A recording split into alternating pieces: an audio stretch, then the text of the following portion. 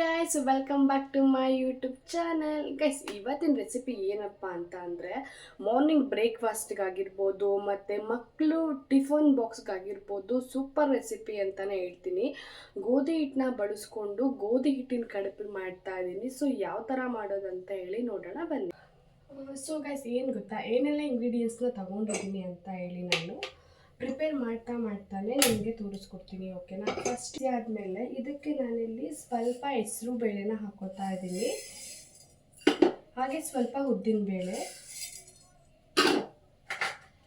Next ನಾನಿಲ್ಲಿ ಕಡಲೆಬೇಳೆ ಮತ್ತು ಮೆಂತ್ಯವನ್ನು ತೊಗೊಂಡಿದ್ದೀನಿ, ಸ್ವಲ್ಪ ಮೆಂತ್ಯ ಕಾಳನ್ನ ತೊಗೊಂಡಿದ್ದೀನಿ.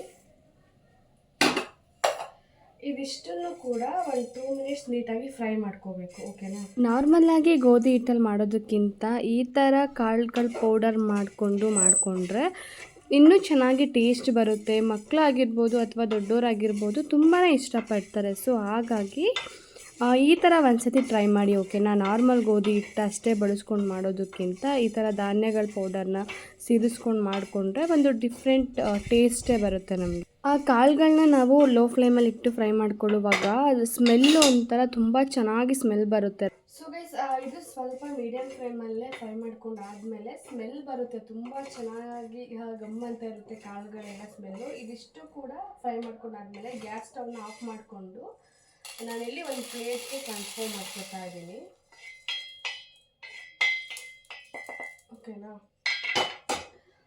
ಇದು ಸ್ವಲ್ಪ ತಣ್ಣಗಾಗಬೇಕು. ಒಂದು 20 ಮಿನಿಟ್ಸ್ ಆದರೆ ಸಾಕಾಗತ್ತೆ, ಇಲ್ಲ ಒಂದು 10 ಮಿನಿಟ್ಸ್ ಆದರೂ ಸಾಕಾಗುತ್ತೆ. ಸ್ವಲ್ಪ ತಣ್ಣಗಾದ್ಮೇಲೆ ಇದನ್ನು ನಾವು ಪೇಸ್ಟ್ ಮಾಡ್ಕೋಬೇಕು, ಫುಲ್ ಪೌಡರ್ ಥರ ಇದನ್ನು ಮಾಡ್ಕೋಬೇಕು. ಓಕೆನಾ? ಸೊ ಇದನ್ನು ನಾನು ಇವಾಗ ಸ್ವಲ್ಪ ಹೊತ್ತು ತಣ್ಣಗಾಗೋದಕ್ಕೆ ಎತ್ತಿಡ್ತೀನಿ. ನೆಕ್ಸ್ಟು ನಾನಿಲ್ಲಿ ಒಂದು ಬೌಲ್ಗೆ ಗೋಧಿ ಹಿಟ್ಟನ್ನು ಹಾಕೋತಾ ಇದ್ದೀನಿ. ಗೋಧಿ ಹಿಟ್ಟನ್ನು ನಾನಿಲ್ಲಿ 1.5 ಅಷ್ಟು ತೊಗೊಂಡಿದ್ದೀನಿ, ಕಪ್ಪಷ್ಟು. ಸೊ ನೀವು ಕ್ವಾಂಟಿಟಿ ಜಾಸ್ತಿ ಮಾಡ್ಕೋತಾ ಇದ್ದರೆ ಗೋಧಿ ಹಿಟ್ಟನ್ನು ಜಾಸ್ತಿ ತೊಗೋಬೋದು. ನಾನಿಲ್ಲಿ 2 ಮೆಂಬರ್ಸ್ ಅಷ್ಟೇ ಮಾಡ್ತಾ ಇರೋದ್ರಿಂದ 1.5 ಅಷ್ಟು ತೊಗೊಂಡಿದ್ದೀನಿ, ಸಾಕು. ನೆಕ್ಸ್ಟು ನಾವು ಆವಾಗಲೇ ಫ್ರೈ ಮಾಡಿ ಇಟ್ಕೊಂಡಿದ್ದೆ ಅಲ್ವಾ ಕಾಳುಗಳು, ಅದನ್ನು ನಾನಿಲ್ಲಿ ಫುಲ್ ಪೌಡರ್ ರೀತಿಗೆ ಅದನ್ನು ಮಾಡ್ಕೊಂಡಿದ್ದೀನಿ. ತರಿಯಾಗಿ ಇರಬಾರ್ದು, ಫುಲ್ ಪೌಡರ್ ರೀತಿ ಸಾಫ್ಟಾಗಿ ಹಾಕಬೇಕು. ಸ್ವಲ್ಪ ಇರುತ್ತಲ್ವ, ಸೊ ಆರಾಮಾಗಿ ನಾವು ಮಿಕ್ಸಿಲೇ ಮಾಡ್ಕೋಬೋದು. ಫುಲ್ ಪೌಡರ್ ರೀತಿಗೆ ಅದನ್ನು ನಾನಿಲ್ಲಿ ಮಾಡ್ಕೊಂಡಿದ್ದೀನಿ. ಇವಾಗ ಗೋಧಿ ಹಿಟ್ಟನ್ನ ಹಾಕ್ಕೊಂಡಿದ್ದೀನಿ. 2 ಸ್ಪೂನ್ ಅಷ್ಟು ನಾನು ಆವಾಗಲೇ ಕಾಳು ಪುಡಿ ಏನು ಮಾಡ್ಕೊಂಡಿದ್ವಿ ಅಲ್ವಾ, ಅದನ್ನು 2 ಸ್ಪೂನ್ ಹಾಕ್ಕೊತಾ ಇದ್ದೀನಿ. ಸೊ ಈ ಥರ ಮಾಡಿ ಹಾಕ್ಕೊಳ್ಳೋದ್ರಿಂದ ತುಂಬಾ ಚೆನ್ನಾಗಿ ಬರುತ್ತೆ. ಓಕೆನಾ? ನೆಕ್ಸ್ಟು ಅದಕ್ಕೆ ನಾನು ಉಪ್ಪನ್ನ ಹಾಕೋತಾ ಇದ್ದೀನಿ. ನಾರ್ಮಲ್ಲಾಗಿ ಬರೀ ಗೋಧಿ ಹಿಟ್ಟಲ್ಲಿ ಮಾಡೋದಕ್ಕಿಂತ ಈ ಥರ ಧಾನ್ಯಗಳ ಪೌಡ್ರು ಮಾಡಿ ಹಾಕ್ಕೊಂಡ್ರೆ ಒಂಥರ ಡಿಫ್ರೆಂಟ್ ಟೇಸ್ಟು ತುಂಬ ಚೆನ್ನಾಗಿ ಬರುತ್ತೆ. ಸೊ ಹಾಗಾಗಿ ಈ ಥರನೂ ಒಂದ್ಸರಿ ಟ್ರೈ ಮಾಡಿ, ತುಂಬಾ ಇಷ್ಟಪಡ್ತೀರಾ. ಸೊ ನೆಕ್ಸ್ಟು ಅದಕ್ಕೆ ಅಷ್ಟನ್ನು ಕೂಡ ಒಂದ್ಸತಿ ನೀಟಾಗಿ ನೀರು ಹಾಕ್ದೇ ಮಿಕ್ಸ್ ಮಾಡ್ಕೋಬೇಕು. ಕಾಳು ಪುಡಿ ಮತ್ತು ನಮ್ಮ ಗೋಧಿ ಹಿಟ್ಟು ಹಾಗೆ ಉಪ್ಪು ಎಲ್ಲ ಹಾಕಿರ್ತೀವಲ್ಲ, ಅದನ್ನು ಮಿಕ್ಸ್ ಮಾಡಿಕೊಂಡು ಸ್ವಲ್ಪನೇ ವಾಟರ್ನ ಆ್ಯಡ್ ಮಾಡಿಕೊಂಡು ನಾನಿಲ್ಲಿ ಮಿಕ್ಸ್ ಮಾಡ್ಕೋತಾ ಇದ್ದೀನಿ. ಯಾಕಪ್ಪ ಸ್ವಲ್ಪ ವಾಟರ್ನ ಆ್ಯಡ್ ಮಾಡ್ಕೋತಿದ್ದೀನಿ ಅಂತ ಅಂದರೆ, ತೆಳ್ಳಗಾಯಿತು ಅಂತ ಅಂದರೆ ನಾವು ಕಡುಬಿನ ರೀತಿ ಮಾಡೋಕ್ಕಾಗೋದಿಲ್ಲ. ಸೊ ಅದಕ್ಕೋಸ್ಕರ ನಾನಿಲ್ಲಿ ತೋರಿಸ್ತಾ ಇದ್ದೀನಿ ನೋಡಿ, ಇಷ್ಟು ಗಟ್ಟಿಗೆ ಇರಬೇಕು ನಾವು ಏನು ಮಿಶ್ರಣ ಕಲಿಸ್ಕೊಂಡಿರ್ತೀವಲ್ಲ ಅದು. ಸೊ ಅದಕ್ಕೆ ಮೇಲೆ ಸ್ವಲ್ಪ ಆಯಿಲ್ನ ಹಾಕ್ಕೊಂಡು 1-2 ಸತಿ ಈ ಥರ ನೀಟಾಗಿ ಕಲಿಸ್ಕೊಂಡ್ರೆ ಸ್ವಲ್ಪ ಗಟ್ಟಿಯಾಗಿ ಫೀಲ್ ಆಗುತ್ತೆ ಅದು. ಸೊ ಅದಕ್ಕೋಸ್ಕರ ಒಂದು 2 ಮಿನಿಟ್ಸ್ ಆಯಿಲ್ ಹಾಕಿದ್ಮೇಲೂ ಕೂಡ ಈ ಥರ ನೀಟಾಗಿ ಕಲಿಸ್ಕೊಂಡು ಮಿನಿಮಮ್ ಅಂದರೂ ಒಂದು 10 ಮಿನಿಟ್ಸ್ ಇದನ್ನು ರೆಸ್ಟ್ಗೆ ಇಡಬೇಕಾಗತ್ತೆ. ಯಾಕಂದರೆ ನಾವು ಕಾಳು ಪುಡಿ ಎಲ್ಲ ಹಾಕ್ಕೊಂಡಿರ್ತೀವಿ. ಮತ್ತು ಇನ್ನೊಂದು ಕಲಿಸಿದ ತಕ್ಷಣ ಮಾಡೋದಕ್ಕಿಂತನೂ ಒಂದು 10 to 20 ಮಿನಿಟ್ಸ್ ಅದನ್ನು ನಾವು ಮುಚ್ಚಿ ಇಟ್ಟರೆ ನೀಟಾಗಿ ಪರ್ಮನೆಂಟ್ ಆಗಿರುತ್ತೆ ಅಲ್ವಾ, ಸೊ ತುಂಬ ಚೆನ್ನಾಗಿ ಬರುತ್ತೆ. ಸೊ ಹಾಗಾಗಿ ಒಂದು 10 ಮಿನಿಟ್ಸ್ ಇದನ್ನು ನಾವು ರೆಸ್ಟಿಗೆ ಎತ್ತಿಡಬೇಕು. ನೆಕ್ಸ್ಟು ಒಂದು 10 ಮಿನಿಟ್ಸ್ ಆದಮೇಲೆ ಅದನ್ನು ತೆಗೆದ್ರೆ ನೋಡಿ ಎಷ್ಟು ಚೆನ್ನಾಗಿ ಸಾಫ್ಟಾಗಿ ಆಗಿದೆ ಹಿಟ್ಟು ಅಂತೇಳಿ.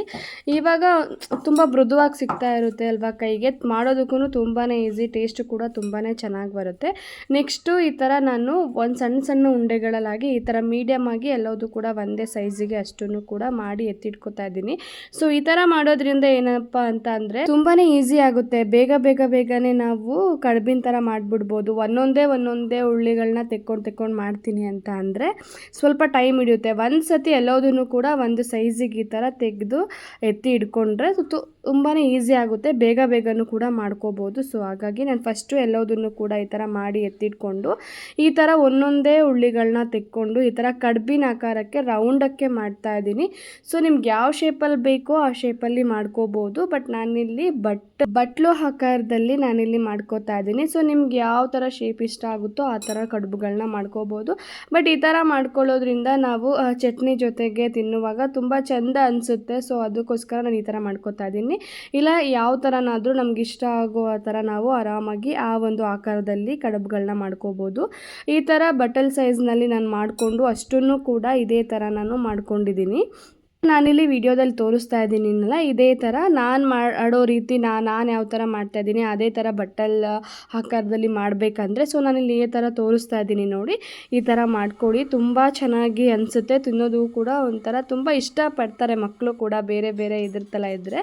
ಸೊ ಇವಾಗ ನೋಡಿದ್ರಲ್ಲ ಅಷ್ಟನ್ನು ಕೂಡ ನಾನು ಆ ಥರ ರೆಡಿ ಮಾಡಿಕೊಂಡು ನಾನಿಲ್ಲಿ ಸ್ಟೀಮ್ನ ಮಾಡ್ಕೋತಾ ಇದ್ದೀನಿ. ಸ್ಟೀಮ್ನ ಮಾಡ್ಕೊಳ್ಳೋದಕ್ಕೆ ನಾನಿಲ್ಲಿ ಇಡ್ಲಿ ಪಾತ್ರೆ ಬರುತ್ತಲ್ಲ ಅದನ್ನು ಯೂಸ್ ಮಾಡ್ಕೋತಾ ಇದ್ದೀನಿ.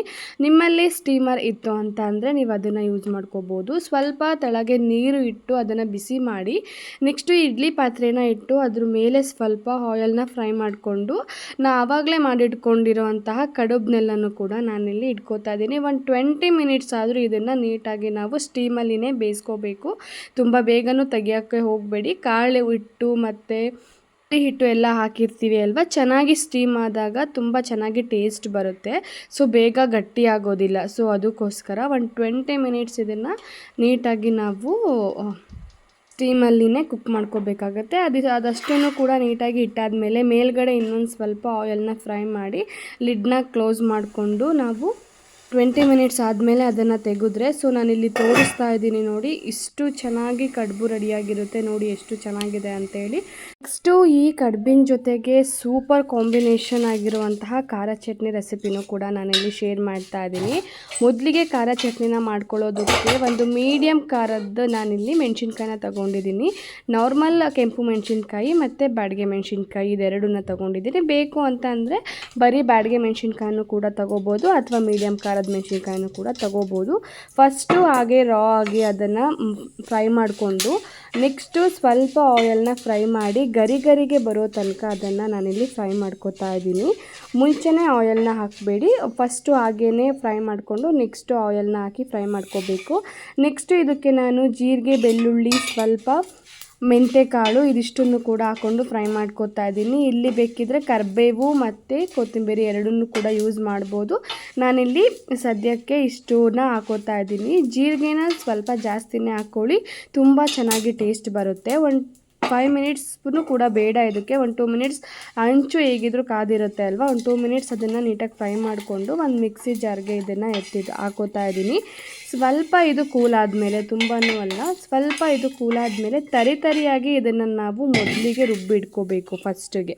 ಓಕೆನಾ, ತುಂಬಾ ಕ್ಲೀನ್ ಪೇಸ್ಟಾಗಿ ಆಗೋದಿಲ್ಲ, ಅದು ತರಿಯಾಗಿ ನಾನಿಲ್ಲಿ ತೋರಿಸ್ತಾ ಇದ್ದೀನಿ ನೋಡಿ, ಇಷ್ಟು ತರಿಯಾಗಿ ನಾವು ರುಬ್ಬಿ ಇಟ್ಕೋಬೇಕು. ನೆಕ್ಸ್ಟು ಇದಕ್ಕೆ ಮುಂಚೆನೇ ನಾವು ಹುಣಸೆ ಹಣ್ಣನ್ನು ನೆನೆಸಿ ಎತ್ತಿಟ್ಕೊಂಡಿರಬೇಕು. ಓಕೆನಾ, ಅದಾದಮೇಲೆ ತರಿಯಾಗಿ ರುಬ್ಕೊಂಡಾದಮೇಲೆ ಹುಣಸೆ ಹಣ್ಣಿನ ರಸ ಏನಿರುತ್ತೆ ಅದನ್ನು ಹಾಕ್ಕೊಂಡು ಸ್ವಲ್ಪ ಉಪ್ಪನ್ನ ರುಚಿಗೆ ಎಷ್ಟು ಬೇಕು ಅಷ್ಟು ಉಪ್ಪನ್ನ ಹಾಕೋತಾ ಇದ್ದೀನಿ. ಹಾಗೆ ಸ್ವಲ್ಪ ಇಲ್ಲಿ ಜಾಗ್ರಿ ಇದ್ದರೆ ನೀವು ಅದನ್ನು ಹಾಕೋಬೋದು. ನಾನಿಲ್ಲಿ ಬೆಲ್ಲದ ಪೌಡರ್ ಇತ್ತು, ಬೆಲ್ಲ ಪೌಡರ್ನ ಸೇರಿಸ್ಕೊಂಡು ರುಬ್ಕೊಂಡ್ರೆ ನೀಟಾಗಿ ಪೇಸ್ಟ್ ರೀತಿ ಖಾರ ಚಟ್ನಿ ರೆಡಿಯಾಗಿಬಿಡುತ್ತೆ. ಸೊ ನೆಕ್ಸ್ಟು ಒಂದು ಪಾತ್ರೆಗೆ ಸ್ವಲ್ಪ ಆಯಿಲ್ನ ಹಾಕ್ಕೊಂಡು ನಾವು ರುಬ್ಬಿ ಎತ್ತಿಟ್ಕೊಂಡಿರುವಂತಹ ಖಾರ ಚಟ್ನಿ ಮಿಶ್ರಣನ ಆ ಒಂದು ಆಯಿಲ್ ಜೊತೆಗೆ ಹಾಕ್ಕೊಂಡು ಹಸಿ ಸ್ಮೆಲ್ಲೆಲ್ಲ ಹೋಗೋ ತನಕ, ಅಂದರೆ ಮುಂಚೆನೇ ಫ್ರೈ ಮಾಡಿರ್ತೀವಿ ಬಟ್ ಆದರೂ ರುಬ್ಬಿರುವಾಗ ಸ್ವಲ್ಪ ಸ್ಮೆಲ್ ಇರುತ್ತೆ ಅಲ್ವಾ, ಸೊ ಅದೆಲ್ಲ ಹೋಗೋ ತನಕ ಒಂದು 2 ಮಿನಿಟ್ಸ್ ಅದನ್ನು ಎಣ್ಣೆಲಿ ಫ್ರೈ ಮಾಡಿಕೊಂಡ್ರೆ ಸೂಪರ್ ಟೇಸ್ಟಿಯಾದಂತಹ ಖಾರ ಚಟ್ನಿ ರೆಡಿಯಾಗಿಬಿಡುತ್ತೆ.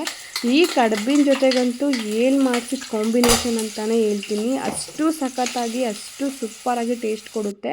ಕಡುಬಿನ ಮೇಲೆ ಹಾಗೆ ಮತ್ತು ಈ ಖಾರ ಚಟ್ನಿ ಮೇಲೆ ಸ್ವಲ್ಪ ತುಪ್ಪನ ಹಾಕ್ಕೊಂಡು ತಿಂತಾಯಿದ್ರೆ ನಿಜವಾಗ್ಲೂ ಮನೇಲಿ ಮಕ್ಕಳಿರ್ಬೋದು ಅಥವಾ ದೊಡ್ಡವರೇ ಇರ್ಬೋದು, ನಿಜವಾಗ್ಲೂ ಈ ಫುಡ್ಗಂತೂ ಅಡಿಕ್ಟ್ ಆಗೋದಂತೂ ಪಕ್ಕ.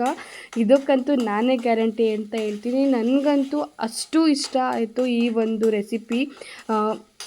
ಅದು ಅಷ್ಟು ಚೆನ್ನಾಗಿರುತ್ತೆ. ಮಸ್ಟ್ ಆ್ಯಂಡ್ ಶುಡ್ ನೀವು ಕೂಡ ನಿಮ್ಮ ಮನೇಲಿ ಮಾಡಿಕೊಡಿ, ನೀವು ಕೂಡ ಮನೇಲಿ ಮಾಡ್ಕೊಳ್ಳಿ, ತುಂಬಾ ಸಖತ್ತಾಗಿರುತ್ತೆ. ನೆಕ್ಸ್ಟು ನೀವೇ ಕಮೆಂಟ್ಸ್ ಹಾಕ್ತೀರಾ ಅಂತಲೂ ಕೂಡ ನಾನು ಹೇಳ್ಬೋದು. ಸೊ ಗೈಸ್ ನೋಡಿದ್ರಲ್ಲ ಎಷ್ಟು ಚೆನ್ನಾಗಿ ರೆಡಿಯಾಗಿದೆ ಅಂತ ಹೇಳ್ಬಿಟ್ಟು ಗೋಧಿ ಕಡುಬು ಮತ್ತು ಖಾರ ಚಟ್ನಿ. ನೋಡ್ತಿದ್ರೇ ಬಾಯಲ್ಲಿ ನೀರು ಬರ್ತಾ ಇರುತ್ತೆ, ಅಷ್ಟು ಚೆನ್ನಾಗಿ ನೋಡೋದಕ್ಕೇ ಇಷ್ಟು ಚೆನ್ನಾಗಿ ಕಾಣ್ತದೆ ಅಂದಮೇಲೆ ಟೇಸ್ಟ್ ವೈಸ್ ಇನ್ನು ಹೇಗಿರಬಾರ್ದು ಅಂತ ನೀವೇ ಥಿಂಕ್ ಮಾಡಿ. ಸೊ ನೋಡಿದ್ರಲ್ಲ ಗೈಸ್ ಹೇಗಿದೆ ಅಂತ ಹೇಳಿ. ಗೈಸ್ ನೋಡಿದ್ರಲ್ಲ ಗೋಧಿ ಕಡುಬು ಎಷ್ಟು ಚೆನ್ನಾಗಿ ಬಂದಿದೆ ಅಂತ ಹೇಳಿ. ಚಟ್ನಿ ಮೇಲೆ ಸ್ವಲ್ಪ ತುಪ್ಪನ ಹಾಕ್ಕೊಂಡು, ಕಡುಬು ಮೇಲೆ ಸ್ವಲ್ಪ ತುಪ್ಪ ಹಾಕ್ಕೊಂಡು ತಿಂತಾ ಇದ್ರಂತೂ ಮಸ್ತ್ ಟೇಸ್ಟು, ತುಂಬಾ ಚೆನ್ನಾಗಿದೆ ಗೈಸ್. ನೀವು ಒಂದ್ಸತಿ ನಿಮ್ಮ ಮನೆಯಲ್ಲಿ ಟ್ರೈ ಮಾಡಿ. ಈ ವಿಡಿಯೋ ಈ ರೆಸಿಪಿ ನಿಮ್ಗೆ ಇಷ್ಟ ಆದರೆ ಲೈಕ್ ಮಾಡಿ, ಕಮೆಂಟ್ ಮಾಡಿ, ಶೇರ್ ಮಾಡಿ. ಓಕೆನಾ? Thank you.